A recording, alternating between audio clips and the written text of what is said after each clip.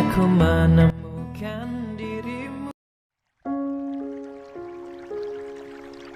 Suamiku tiba-tiba berubah. Bab 012. Kemudian Delia masuk kembali ke dalam rumah dan melangkah ke kamar untuk beristirahat. 8. Sementara Agus telah sampai ke tempat ibunya. Assalamualaikum. Waalaikumsalam Gus, kok kamu jalan kaki? Tanya Fitria. Iya kak, udah lama nggak jalan kaki juga, sekalian olahraga. Jawab Agus. Mana atap yang harus diperbaiki? Tanya Agus. Itu jawab sang kakak, yang disusul sang ibu ke dapur. Gus, atapnya belum ibu beli, tolong kamu beli sekalian ya. Ucap sang ibu. Aku nggak ada bawa kendaraan bu. Dompet juga ketinggalan, suruh Kak Fitria aja yak beli, cuman 1 lembar kok. Ucap Agus. Kamu, sama orang tua aja pelitnya minta ampun. Jawab sang ibu. Bukan pelit bu, tapi kenyataan yang aku bilang.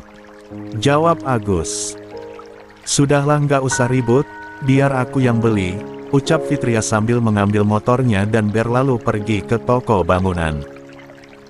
Sambil menunggu kedatangan Fitria, Agus dan ibunya duduk di ruang keluarga berbincang-bincang.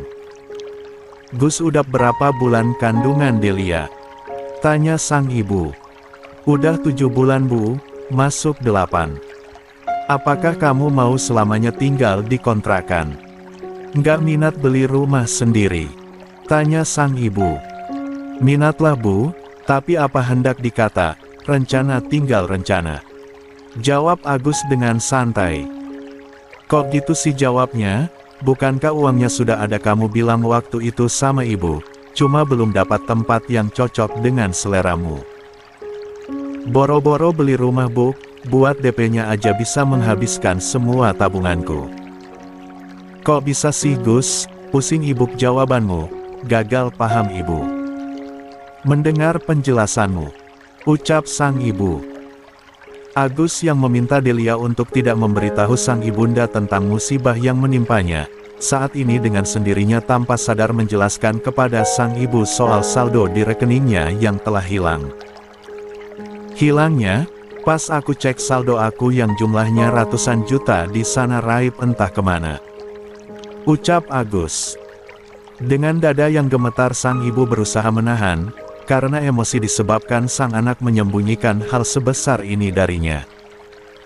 Sang ibu hanya berusaha mendengarkan agar mendapatkan informasi yang lebih jauh dan lebih rinci.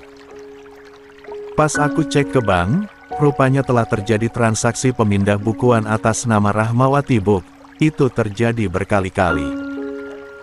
Aku minta bantuan pengacara untuk mengungkap pelakunya, ternyata rekening orang itu sudah ditutup sebulan yang lalu. Jadi pihak bank tidak bisa memberikan kami informasi.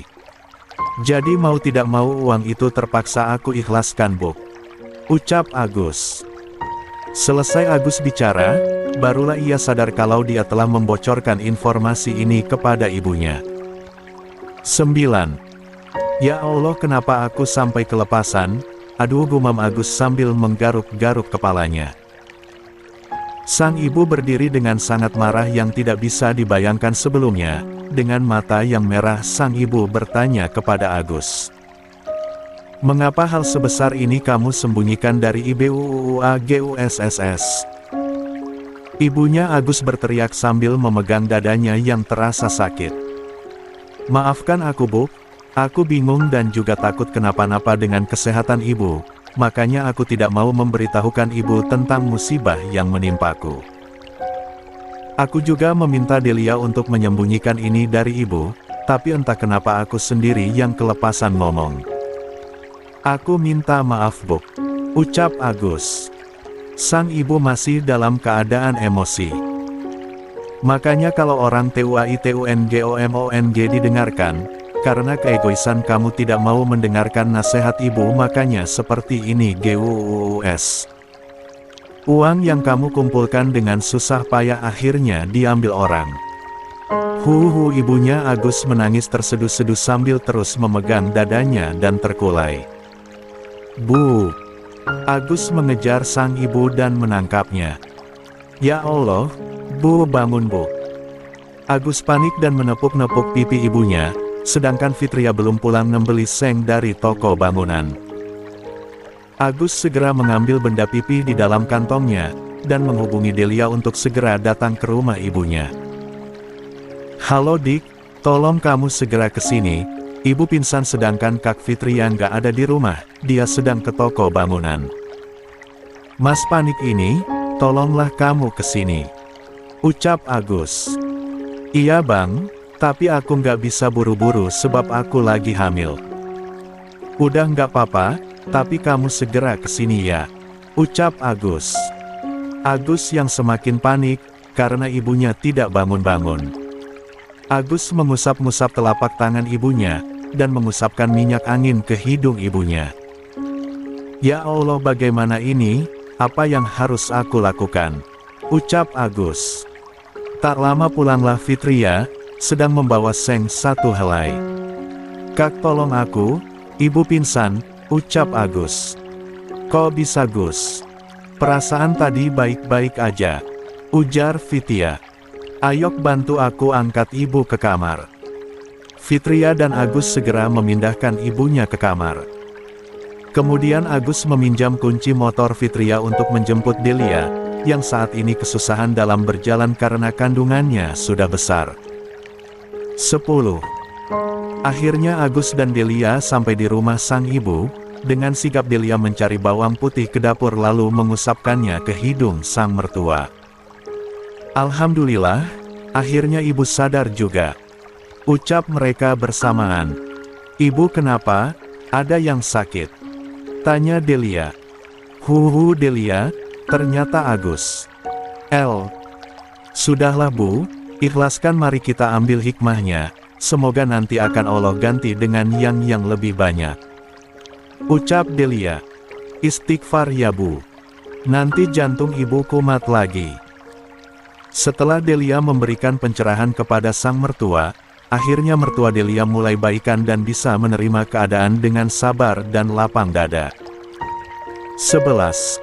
Syukurlah Dek, ibu nggak kenapa-napa. Ucap Agus. Setelah sampai di rumah kontrakannya bersama Delia. Kok ibu bisa pingsan sih Mas? Perasaan tadi baik-baik saja. Tanya Delia. Tadi Mas kelepasan cerita soal uang Mas yang hilang Dek. Ucap Agus. Ya Allah Mas, kamu ceroboh sekali, untung nggak terjadi apa-apa. Kamu meminta aku tutup mulut tapi kamu sendiri yang membocorkannya. Ucap Delia. Itulah Dek, karena kebiasaan Mas selama ini, yang selalu cerita setiap masalah Mas sama ibu, jadi kalau mau bohong akhirnya kelepasan juga. Ting! Bunyi pesan di HP Agus. Delia melirik sekilas, sementara Agus buru-buru pergi meninggalkan Delia dan duduk di depan TV, sementara Delia memperhatikan chattingan itu di benda pipih miliknya. Oh, ternyata ini yang membuatmu menjauhi aku ya. Oke. Lanjutkanlah Mas, aku hanya tinggal pantau sampai aku bosan memantaumu. Gumam Delia. Mas, kita jalan yuk, aku bosan di rumah nih. Rianti chat. Agus. Mas capek deh, abis memperbaiki atap rumah ibu, lain kali ya. Balas Agus. Kok Mas sekarang mulai berubah sih, udah nggak sayang lagi sama aku ya? Balas Rianti merajuk. Sayang dong, tapi Mas capek tolong ngertiin ya, besok jam makan siang kita ke kafe tempat biasa. Gimana? Boleh, makasih ya Mas. Iya, sayang. Jawab Agus. Delia yang membaca chattingan Agus, segera memutar otak, apakah yang harus dilakukannya besok siang? Apakah membuntuti Agus saat jam makan siang di lokasi yang sudah ditentukan atau mengancam Rianti? Mas, kamu chattingan sama siapa? Kok senyum-senyum sendiri? Tanya Delia. Enggak Mas, hanya lihat-lihat video kok Dek. Jawab Agus. Oh, aku kira kamu selingkuh.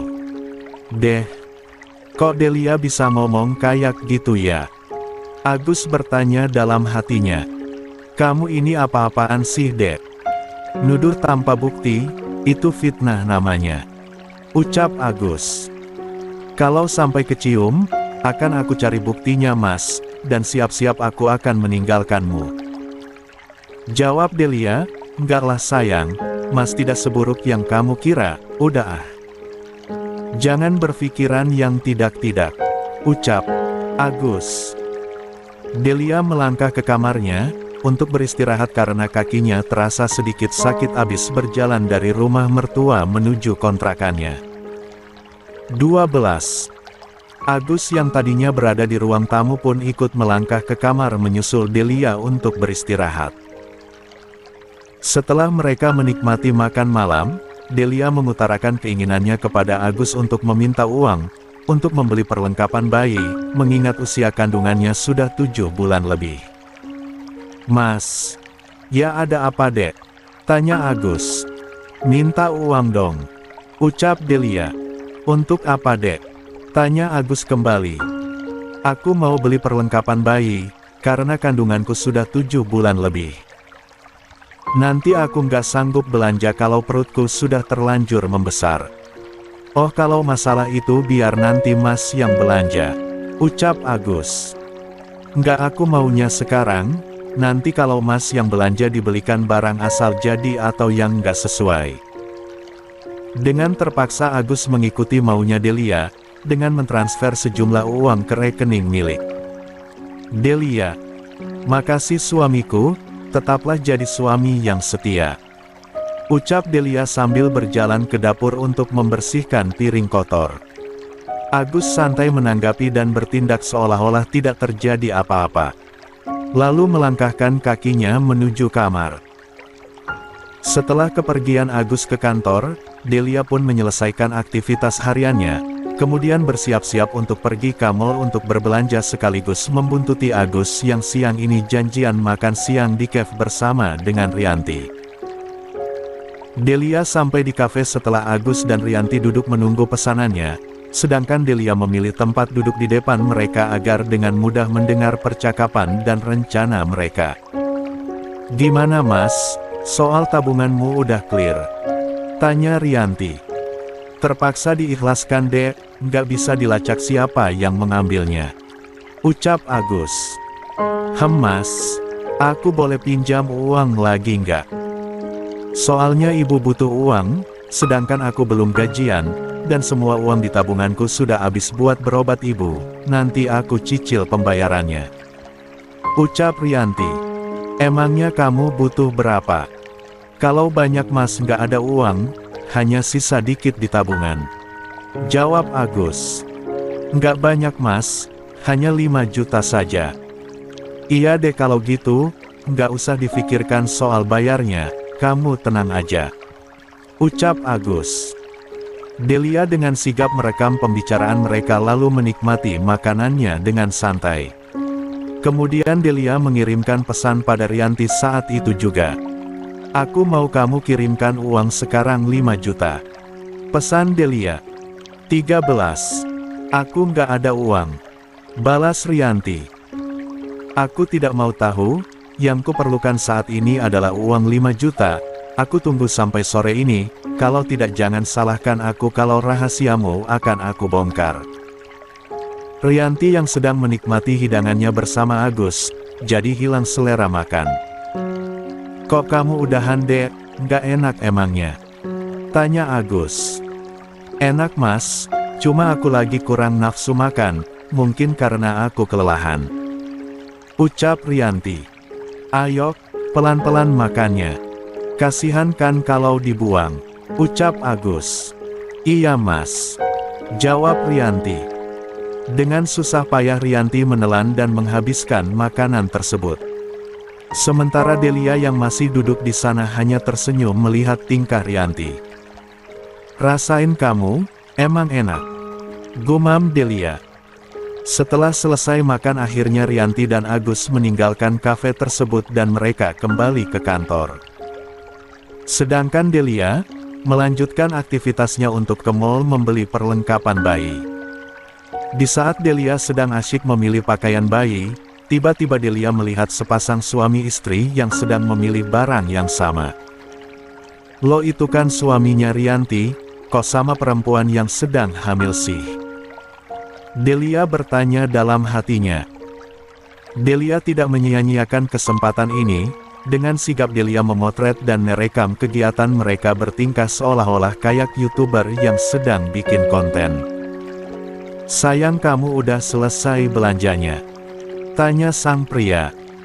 "Belum bang, aku masih milih-milih mana yang cocok buat calon anak kita," jawab si wanita. "Oke, aku tunggu di sana ya." "Baik bang," jawab si wanita. "Oh, rupanya dia suami istri," gumam Delia. Ternyata Rianti hanya dijadikan sapi perah oleh suaminya, sementara si suami kawin lagi dengan perempuan lain. Duh, kasihan tuh pelakor diselingkuhin, Delia berkata dalam hatinya. Setelah Delia mendapatkan bukti rekaman tentang aktivitas dan peralatan yang dicarinya, Delia melangkah ke kasir untuk membayar barang belanjaan, kemudian memasukkan ke dalam taksi online yang sudah dipesannya. Karena perut Delia sudah agak besar, jadi Delia memutuskan untuk pergi belanja dengan taksi online saja. Namun sebelum ke chef mengintip Agus, Delia sempat mampir sebentar ke rumah pribadinya. Sebelum Delia pulang ke rumah, seperti biasa singgah sebentar ke rumah makan Padang. Membeli lauk untuk makan malam. Karena capek belanja, Delia memutuskan untuk tidak memasak hari ini. Setelah sampai di rumah, Delia menyimpan barang belanjaannya ke kamar tamu dan menata lauk yang tadinya dibeli ke dalam piring kemudian disusun di atas meja makan. Delia memutuskan untuk mandi karena gerah seharian di luar rumah. Setelah itu duduk santai menunggu transferan dari Rianti dan kepulangan Agus. 14. Ting. Notifikasi berbunyi. "Sudah kukirim ini sesnya. Jadi tolong kamu jaga itu rahasia." Chattingan Rianti pada Delia. "Selama kamu menuruti keinginan saya, maka selama itu pula rahasiamu dijamin aman," balas Delia. Delia tersenyum puas. "Kena kamu Rianti," gumam Delia. 15. Setelah selesai makan, maka Agus dan Rianti kembali ke kantor untuk melanjutkan pekerjaannya, sedangkan Delia sudah duluan keluar dari kafe tersebut. Sesampainya di kantor, Agus dan Delia masuk ke ruangan masing-masing. "SIALAAANNN. Siapa sih dia yang selalu mengganggu dan memerasku? Aku harus beritahu Mas Tommy, supaya memberikan orang itu pelajaran," ujar Rianti. Tak lama pesan di HP Rianti berbunyi. "Ting. Jangan kamu kira, suami kamu itu setia, kamu hanya dijadikan sapi perah saja. Bodoh." Chat dari Delia, "Jangan fitnah kamu, dia itu suamiku yang setia, dia sangat mencintaiku," balas Rianti. "Jangan terlalu percaya diri kamu, kalau tidak percaya silahkan cari tahu kebenarannya." Hahaha. Rianti menggenggam HP-nya kuat-kuat karena kesal. Niat hati ingin dibanting tapi mengingat harus keluar uang lagi membeli gantinya, maka Rianti mengurungkan niatnya untuk membanting HP tersebut. Enggak mungkin Mas Tommy seperti itu, dia sangat setia padaku, aku nggak boleh terpengaruh," gumam Rianti. Sambil melanjutkan pekerjaannya, namun karena konsentrasinya terpecah, Rianti memutuskan untuk duduk menunggu waktu pulang sambil memainkan gadgetnya. Delia yang memberikan sekilas informasi kepada Rianti merasa sedikit puas, karena berhasil membuat Rianti kelimpungan dan kesal hari ini. "Rasain tuh, kesal kan? Aku sebenarnya lebih kesal dari kamu Rianti, tapi aku akan bermain cantik untuk menghadapi kamu," Delia berkata dalam hatinya. Setelah itu Delia melangkahkan kakinya ke kamar untuk membersihkan badannya, lalu kemudian duduk santai di depan TV sambil menunggu kedatangan suaminya. "Assalamualaikum," Ucap Agus. Waalaikumsalam. Jawab Delia. Kamu masak apa, Dek? Tanya Agus karena melihat Delia sedang santai dan sudah rapi. Nggak masak, aku beli aja Mas di rumah makan Padang langganan kita. Jawab Delia. Jangan sering beli makanan di luar, Dek, pemborosan namanya. Ucap Agus. Oh ya. Lebih boros mana makan di kafe bareng wanita lain, Mas? Delia balik bertanya. Deh, kamu ini ngomong apa sih? Tanya Agus, kamu lihat di HP-mu aku mengirimkan sesuatu. Jawab Delia. Agus segera mengambil benda pipihnya dan melihat kiriman gambar dari Delia saat dia makan bersama Rianti di kafe tadi siang. 16. Kamu dapat di mana gambar ini, Dek? Tanya Agus. Temen yang ngirimkan, sekarang coba kamu jelaskan boros yang mana, Mas? Ini nggak seperti yang kamu kira, Dek. Tadi aku ada rapat dengan klien di kafe itu, jadi sambil menunggu kedatangannya kami makan siang dulu. Lagian yang bayar semua makanan itu pihak kantor kok, jawab Agus sangat meyakinkan. Oh ya. Syukurlah, jawab Delia seolah-olah paham. Padahal dalam hatinya Delia senang bisa memberikan Agus shock terapi hari ini. Mampus kamu, Mas, copot-copot tuh jantung, jangan kamu kira aku bodoh bisa kamu kibulin. Delia berkata dalam hati.